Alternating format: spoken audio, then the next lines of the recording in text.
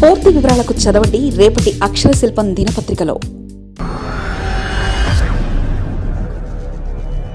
Machilipatnam to Vijayawada 70 కిలోమీటర్లు, Vijayawada to Guntur మరో 40 కిలోమీటర్లు, మొత్తం ఈ 110 కిలోమీటర్లు నేషనల్ హైవే రోడ్డు ఉంది.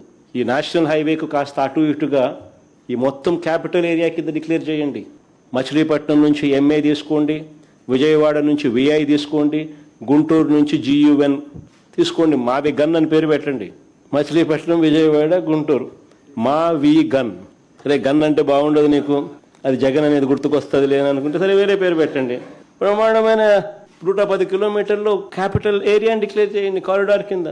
కనీసము ప్లాన్ బి అన్న కనీసం పిక్చర్లోకి వస్తే అట్లీస్ట్ నువ్వు పెట్టే 2 లక్షల కోట్ల రూపాయలు ఈ రాజధాని ప్రాంతంలో, అది అయ్యేది కాదు సచ్చేది కాదు. ఆ 2 లక్షల కోట్లలో 10% పెడితే చాలు. ఈ మచిలీపట్నంకు, ఈ విజయవాడకు, ఈ గుంటూరు మధ్య కనెక్టివిటీ కోసం, రింగ్ రోడ్లు, ఇతరాతర పనుల కోసం, ఇతర మౌలిక సదుపాయాలు, చిన్న మౌలిక సదుపాయాల కోసం 10% పెడితే చాలు. ఏపీకి కొత్త రాజధాని మావిగన్. వైఎస్ జగన్ సంచలన ప్రతిపాదన. విజయవాడ, గుంటూరు, మచిలీపట్నం అవే కలుపుతూ మహానగరం నిర్మించాలని సూచన. ఉన్నవర్లను కాపాడుకోవాలని హితవు. లక్షల కోట్లు అవసరం లేదన్న మాజీ సీఎం. ఆంధ్రప్రదేశ్ రాష్ట్ర రాజధాని అంశంపై మాజీ ముఖ్యమంత్రి వైఎస్ జగన్మోహన్ రెడ్డి సరికొత్త చర్చకు తెరలేపారు. అమరావతికి ప్రత్యామ్నాయంగా ఒక ప్రాక్టికల్ ప్లాన్ను ఆయన ప్రజల ముందుకు తీసుకొచ్చారు. విజయవాడ, గుంటూరు, మచిలీపట్నం నగరాలను కలుపుతూ ఒక మహానగరాన్ని నిర్మించాలని ఆయన సూచించారు. ఈ వినూత్న రాజధాని ప్రాంతానికి మావిగాన్ అనే పేరును ఆయన ప్రతిపాదించడం ఇప్పుడు రాజకీయ వర్గాల్లో హాట్ టాపిక్గా మారింది. జగన్ ప్రతిపాదించిన ఈ ప్లాన్ బి ప్రకారం విజయవాడ, మచిలీపట్నం, గుంటూరు ప్రాంతాలను అనుసంధానం చేస్తూ రాజధానిని ఏర్పాటు చేయాలి. ఈ 3 నగరాల పేర్లలోని మొదటి అక్షరాలను కలిపి మావిగాన్ అని పిలవాలని ఆయన పేర్కొన్నారు. ఇప్పటికే ఈ ప్రాంతాల్లో సుమారు 30 నుంచి 40 లక్షల మంది జనాభా ఉన్నారంటూ ఆయన గుర్తు చేశారు.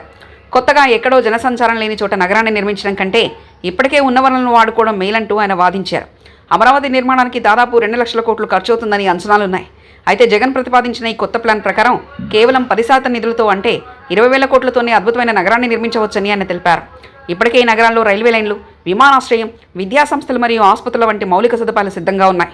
కేవలం వీటిని ఆధునీకరించి అనుసంధానిస్తే రాష్ట్రానికి ఒక బలమైన గ్రోత్ ఇంజిన్ లభిస్తుందని ఆయన అభిప్రాయపడ్డారు.